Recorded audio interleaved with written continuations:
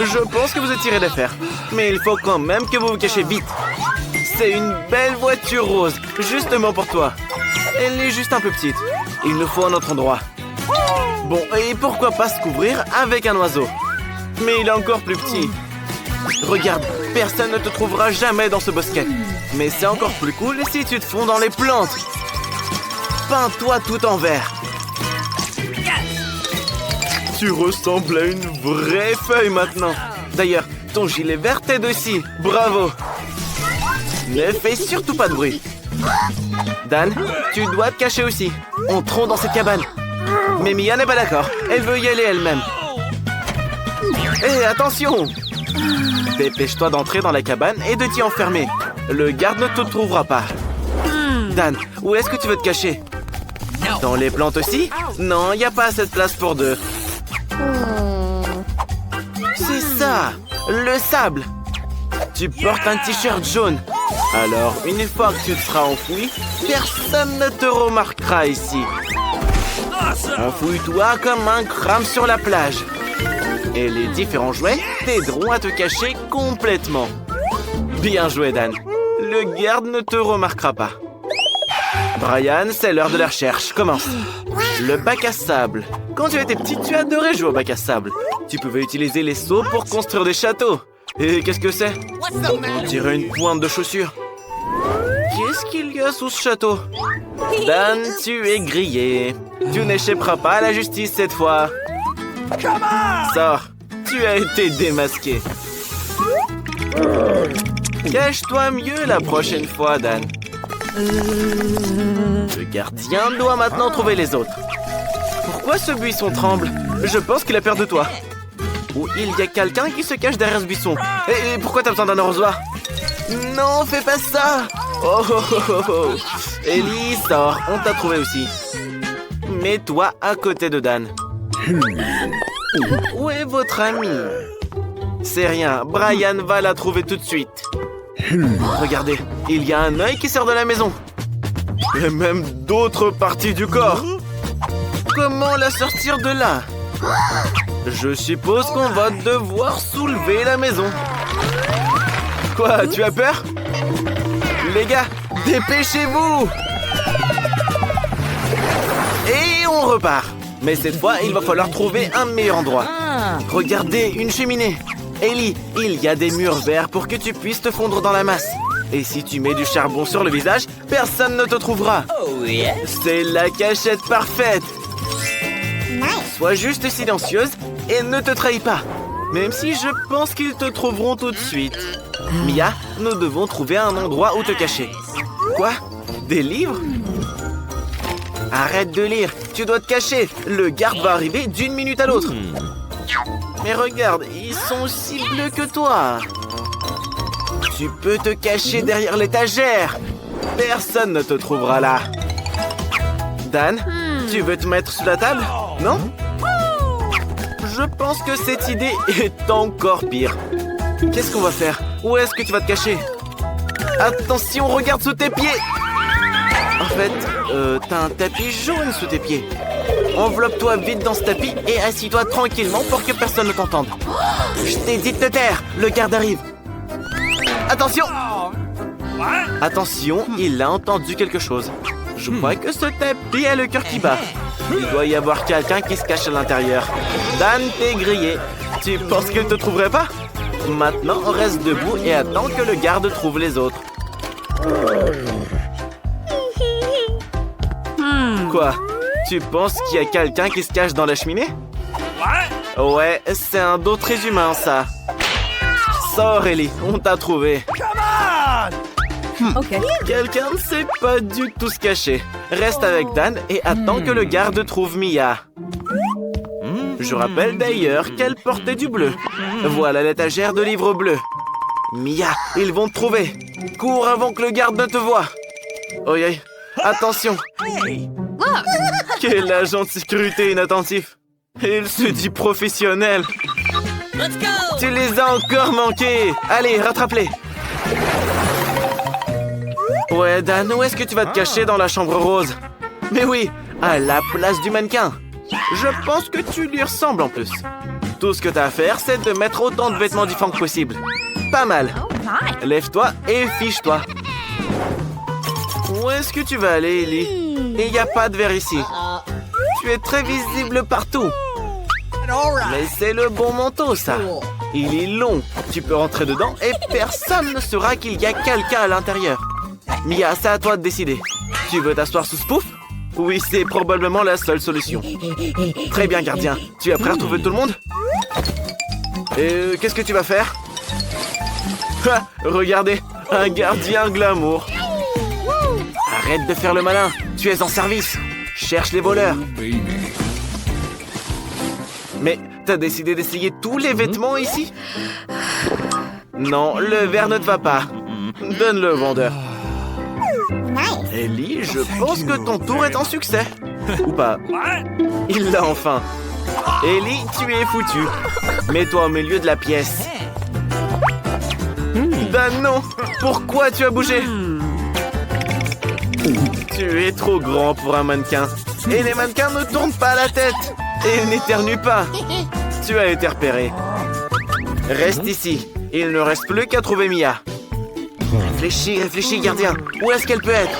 Attention. En fait, les poufs ne peuvent pas marcher. Courez, les gars. Tu les as encore manqués. Rattrape-les.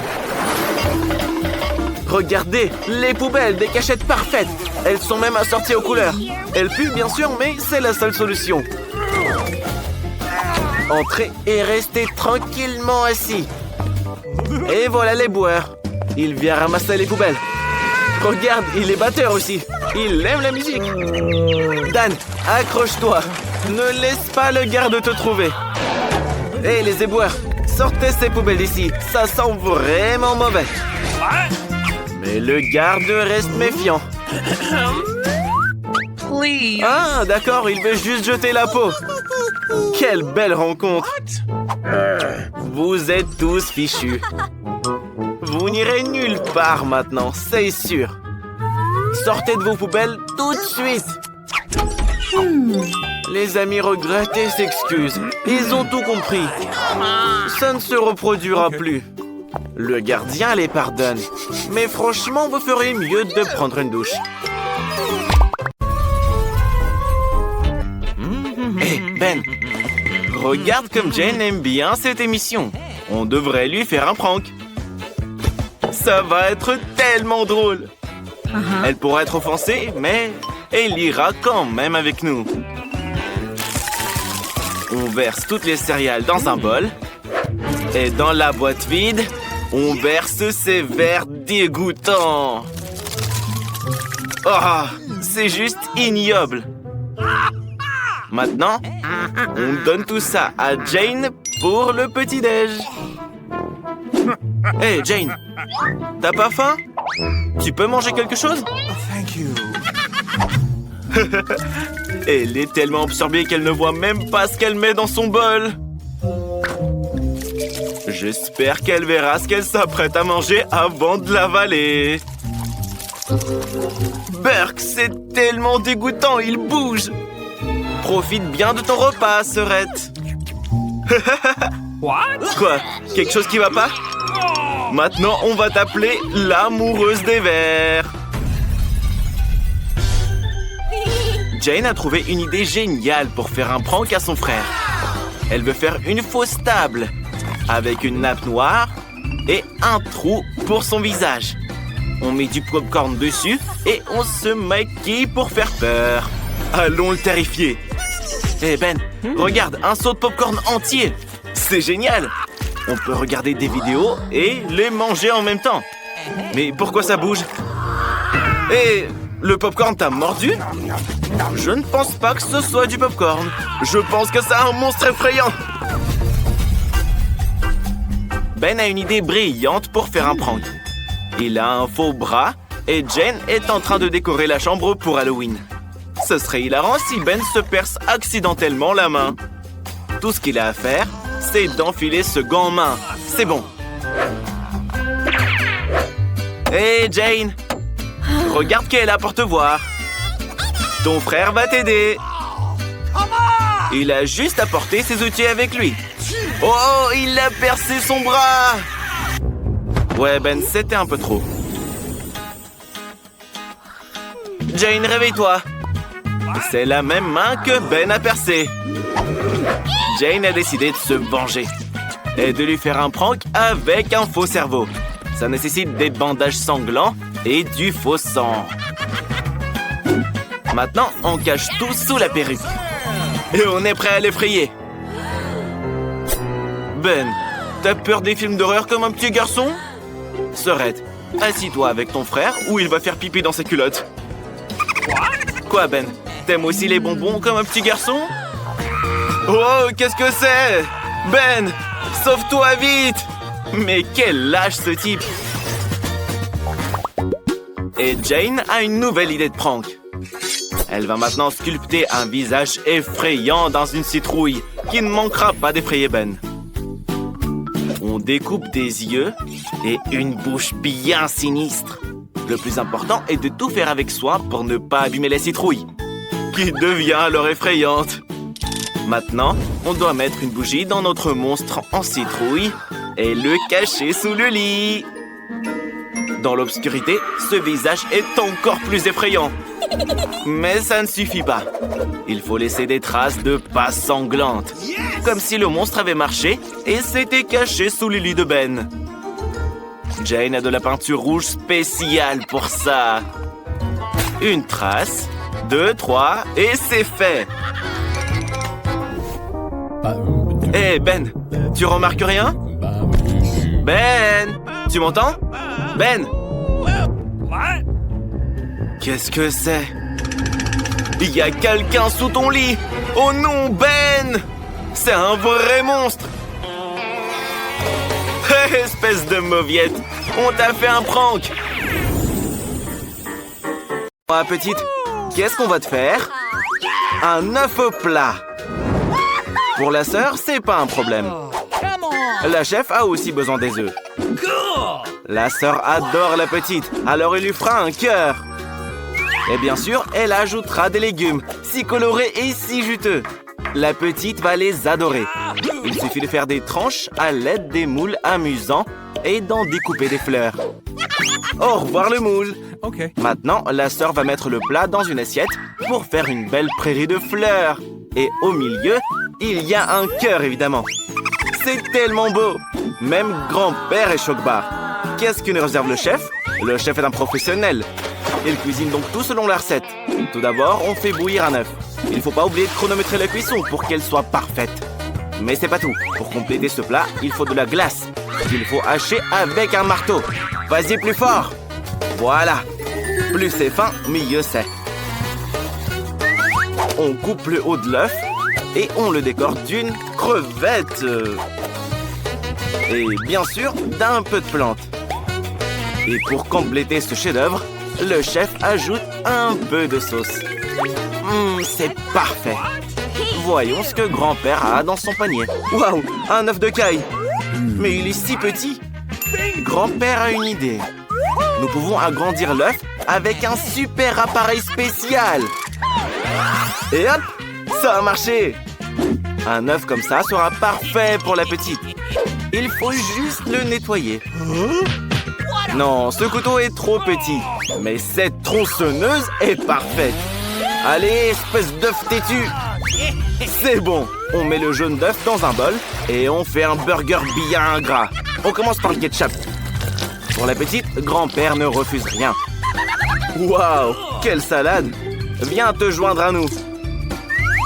Et voilà la viande. Elle a l'air merveilleuse. Ça fera une belle escalope. Un peu de fromage. Oh non, beaucoup. Et bien sûr, des tomates. Waouh, grand-père est un vrai jongleur. Il coupe les tomates avec la tronçonneuse. C'est magnifique ce que tu fais. Reste plus que les cornichons. Grand-père en prend exprès pour cette occasion. C'est merveilleux. Notre inventeur en a profité pendant qu'il cuisinait. On ajoute un œuf, ou plutôt une omelette, et on recouvre le tout d'un petit pain. C'est bon. Sorette, fais ton choix. Hé, petite, t'es où? Regarde le burger que grand-père t'a préparé. C'est décidé. La petite commence par lui. Oh, c'est délicieux. Tout le monde vante les mérites des cornichons. Goûte-les. Pas mal. La petite aime bien ce burger. Et voici des fleurs de carottes.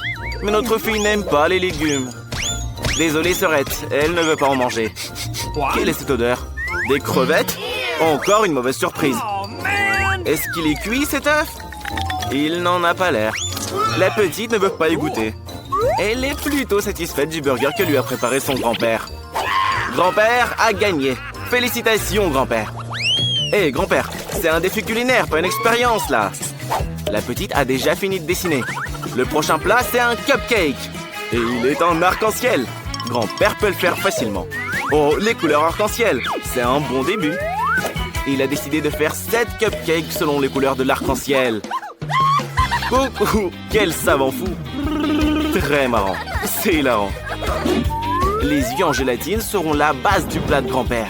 Il faut que tout soit nickel chrome. La solution en gélatine est prête à créer des cupcakes fous.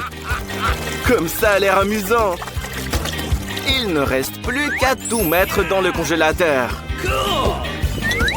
Reste à ne pas renverser la gelée en chemin. Très bien, on la charge sur l'étagère et on attend. Ah, l'attente est exaspérante. Et réveillez bien le grand-père quand c'est prêt, hein. Le chef a décidé de faire cuire les cupcakes au four. On allume et veille à ce qu'ils ne brûlent pas. Il est temps de les sortir. Quelle odeur! Bravo! Sorette, tu sens cette bonne odeur? Je suis désolé, mais c'est pour la petite. Au moins, tu as du coca. Waouh, mais chef, ça fait beaucoup de cupcakes. Incroyable. Mais ils sont pas encore prêts. Il est temps de passer à la crème. Le chef va recouvrir les cupcakes de toutes les couleurs de l'arc-en-ciel pour un dessert magnifique. La petite va adorer. Hé, grand-père, comment sont tes cupcakes? Ils bougent pas, là? Super! Beau travail! Sorette, regarde-moi ça! Bye pas, grand-père est sur le point de nous faire une masterclass. Si on mélange ces substances, on obtient une réaction étonnante. Cette mousse sera la pièce maîtresse du plat. Il faut juste y faire attention. C'est fait! Sorette, grand-père et le chef ont de superbes cupcakes. Qu'est-ce que tu feras, toi? Chef, tu peux prêter de la pâte à la sœur? Elle la versera dans une bouteille de coca et la mettra au four. N'oublie pas de l'allumer. J'espère que ça va marcher. Voyons ce qui se passe. Attention, c'est chaud. Heureusement que tu as des gants. Regardez, la sœur a fait cuire un cupcake au coca. Elle le décore de chantilly et le garnit de gélatine préférée de la petite sur le dessus. Une seule? Bien sûr, mais les tous. Ça a l'air trop marrant. Petite, tout le monde est prêt. Par quoi tu commences? Regarde tous ces cupcakes arc-en-ciel et ceux en coca. Et même grand-père a quelque chose d'intéressant pour toi. Seules les crèmes sont mauvais. L'œil en gélatine à l'intérieur est sympa, mais dans l'ensemble, c'est moyen. Le coca a l'air appétissant. Il faut y goûter, c'est sûr. La gélatine est bonne, hein? La chantilly est sucrée aussi? Et où est le cupcake? Non, la petite ne pourra pas le manger avec la canette. Quel bel arc-en-ciel! Le chef a fait de son mieux. La petite a décidé de prendre un cupcake nuage. Comme il est beau! Et la crème est trop bonne. Et même l'intérieur est en arc-en-ciel. C'est exactement ce que tu voulais. Et même mieux. Chef, vous êtes un génie. La petite a tout mangé. Je crois que quelqu'un mange beaucoup de sucreries. Et voilà, je vous l'avais dit. Grand-père, on a un nouveau plat. Alors, la petite veut du cacao. Le chef n'est pas inquiet. La sœur aussi. Mais grand-père a une idée. Et attention, n'effraie pas les enfants. Ces pinces aideront grand-père à récupérer les graines de cacao. Ne les fais pas tomber. C'est bon. Avec tous les flacons en place, on peut commencer l'expérience.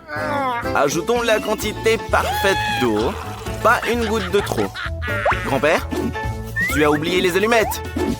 C'est bien. On fait bouillir l'eau. Grand-père a tout calculé au millimètre près. La précision est si chère aux scientifiques. Et ça fait mal, attention! Qu'est-ce qu'on a avec le grain? Regardez, il donne de la couleur à l'eau. Et voilà, le cacao est prêt. La sœur pense que grand-père en fait trop. Le cacao, c'est très simple. C'est une question de beauté. On trempe la tasse dans le sirop et on la saupoudre. Génial! Qu'est-ce qu'un cacao sans Nutella? La petite adore le Nutella à la fraise. Hé, sœurette, c'est pas pour toi, c'est pour la petite, hein? C'est vraiment très bon. On le verse dans une tasse et on le garnit de chantilly. Vas-y, vas-y, mais en plus. C'est pas tout? Et des marshmallows. Ils sont si sucrés. Trop cool. C'est juste magnifique. Mais vous n'avez pas encore vu le cacao du chef. Quel muffin savoureux. Il a une idée. Il faut découper le centre. On n'en a pas besoin. Même si c'est quand même délicieux. La sœur est d'accord. Tous les chefs ont du sirop de miel sous la main. Nous le versons sur le muffin et on ajoute du sucre glace, bien sûr. Quoi de plus sucré et de plus savoureux que ça? Il a un effet magique sur les aliments. Le Nutella, bien sûr. C'est tellement délicieux. Même grand-père n'a pas pu résister. Chef, verse tout ça, sans la cuillère. Ces marshmallows te tiendront compagnie. Sauf qu'il n'y a pas de poignée pour une tasse au chocolat comme ça. Alors, le chef utilise une super sucette. Oh, c'est trop beau ce que t'as fait. Petite, regarde toutes ces boissons extraordinaires. Elle a décidé de commencer par le cacao de sa sœur. C'est tellement sucré, on dirait des pâtes. Et la chantilly est incroyable. C'est majestueux. La petite adore. C'est vraiment délicieux. La petite s'est fait une moustache. Et voici le cacao de grand-père. Il a l'air inhabituel dans un flacon en verre. Oh, c'est très fort. C'est dégoûtant. Il n'y a même pas de lait dedans. J'espère que tu vas préférer le cacao du chef. Quelle jolie petite tasse. C'est original et sucré. Pas mal. Bon, la petite choisit la sœur. Félicitations, la sœur. Hé, qu'est-ce que vous faites là à danser, les gars? Macarena quoi? La petite est prête. Elle veut de la glace arc-en-ciel. Vous êtes sourds? La petite veut une glace arc-en-ciel. Grand-père la cuisinera avec plaisir. Et le chef est prêt. Et la sœur a même des Skittles pour ce genre de choses. Ça devrait suffire. Nous devons les mettre selon les couleurs.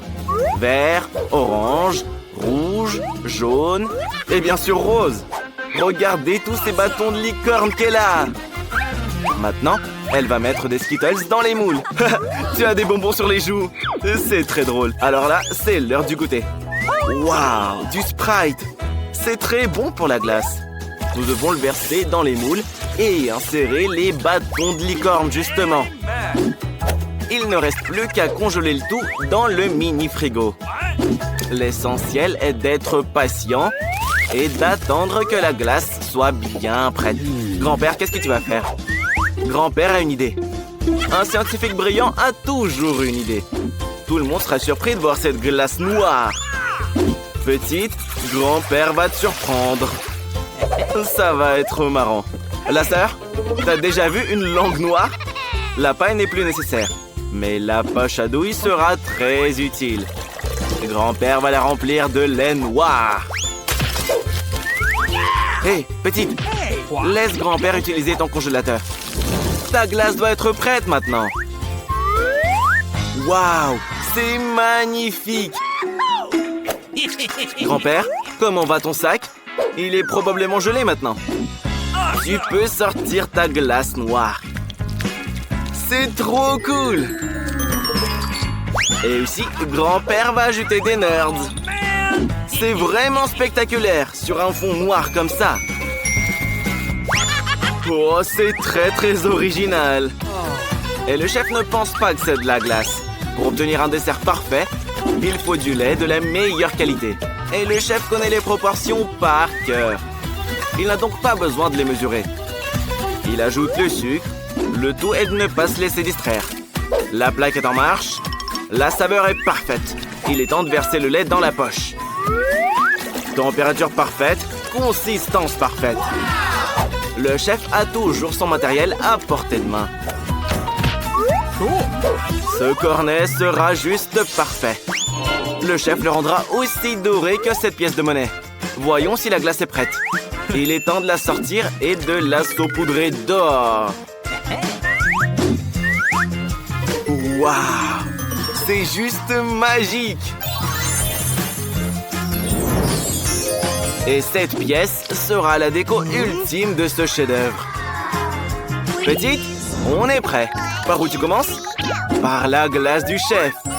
C'est tellement beau. Ça doit être délicieux aussi. Sauf que la pièce n'est pas en chocolat, elle est bien réelle. Maintenant, la petite va goûter la glace. À tes souhaits. Non, chef, ta glace n'était pas bonne. Mais la glace de la sœur a impressionné la petite. En plus, elle a des bâtonnets de licorne très cool. Et voici la glace noire aux bonbons de grand-père. Les bonbons sont très acides. Mais la glace en elle-même, c'est comment son goût? Non, grand-père, elle est amère. C'est pour ça que la sœur gagne. La danse de la victoire.